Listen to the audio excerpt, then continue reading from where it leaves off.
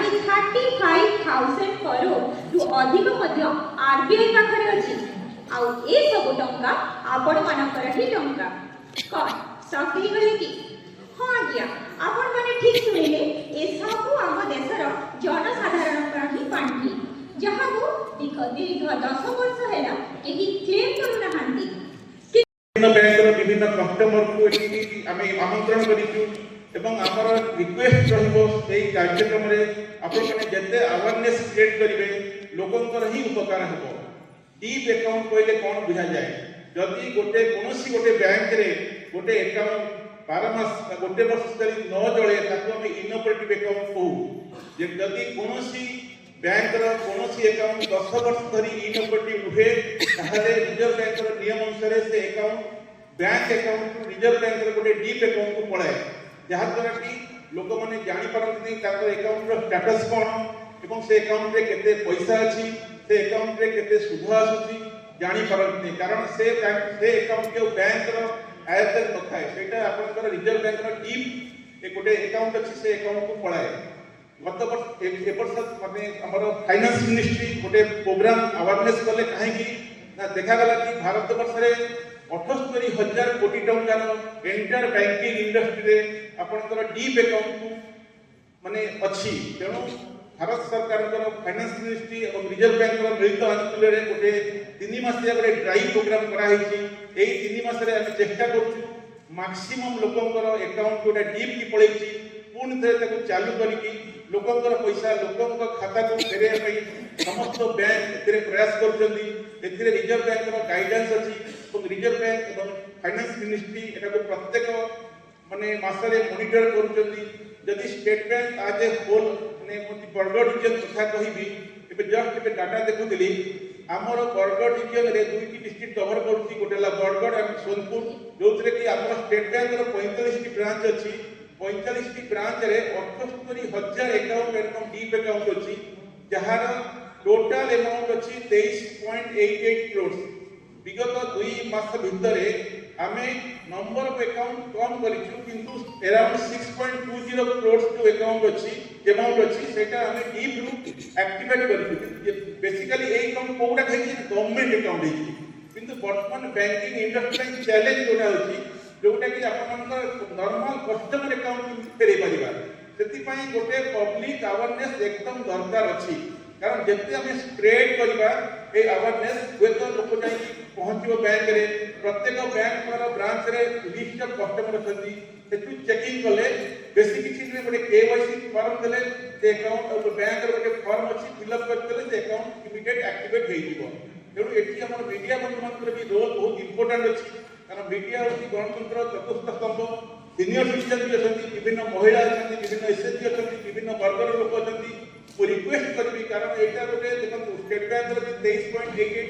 कौन दुईटी डिस्ट्रिक्ट कथा कौन यदि आम 23.88 करोड़ लोक पैसा लोक फेरे देवा तारे लोकंर ही उन्नति हम तेणु आम समस्त दायित्व अच्छी आम केमी पैसा को फेरे देवा आम भी विभिन्न जगह छोट छोट कैंप करूँ जो प्रत्येक बैंक जाऊँगी बैंक माध्यम भी सेठी किसी हमर सीएसपी को लेकिन आम कैंप करूँ सीएसपी भितर अवेयरनेस करूँ एवं स्टेट बैंक भी आम सीएसपी को गोटे ड्राइव करूँ जो कि प्रत्येक अकाउंट रे ताको हम एक्टिवेट कले गोटे अमाउंट भी दउछु कारण जेतो हम स्टेट बैंक रो दुईटी जिल्ला रे अराउंड 468 सीएसपी अछंती ताको माध्यम भी हम चाहू जते भी अकाउंट हमरा एक्टिवेट हो तो अगेन कहि कि एटा गोटे भल पदक्षेप जो कि आम समस्त चाहिए गोटे गरीब लोकर पैसा जानी नहीं तो 10,000 20,000 लक्ष टका तार अकाउंट रे पड़ी के डीपे नथाई करती से क्षेत्र में नोमिनिटी आम फेरे दे पारिबा कारण आम समस्त कर्तव्य अच्छी समस्त सहयोग ही हो पार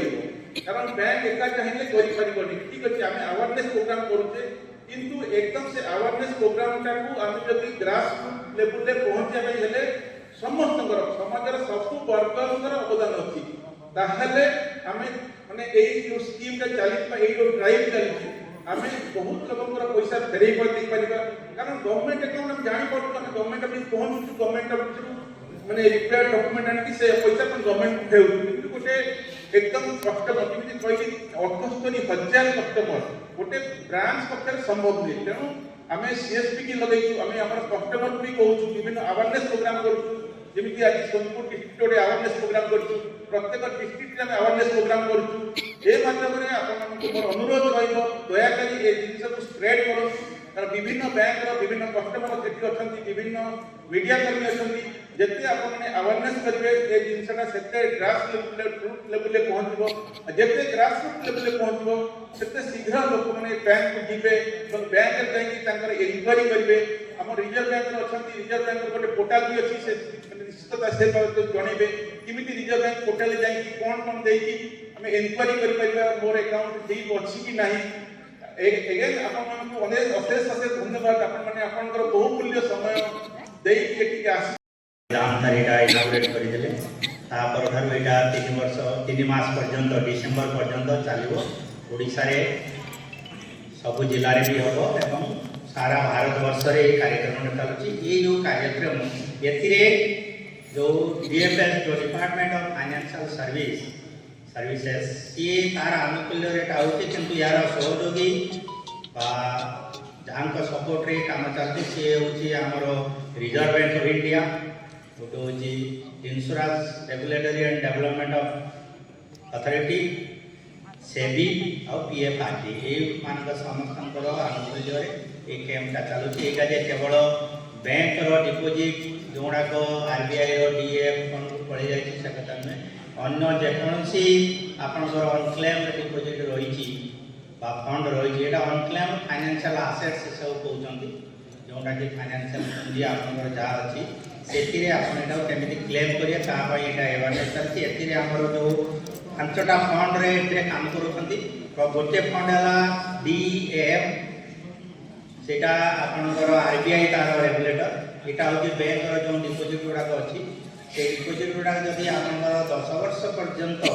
আপনার কেই তাকে অপারেট কলে না সে আকাউন্টটা, সেই ডিপোজিট যে খালি সেভিং ডিপোজিট নুহে,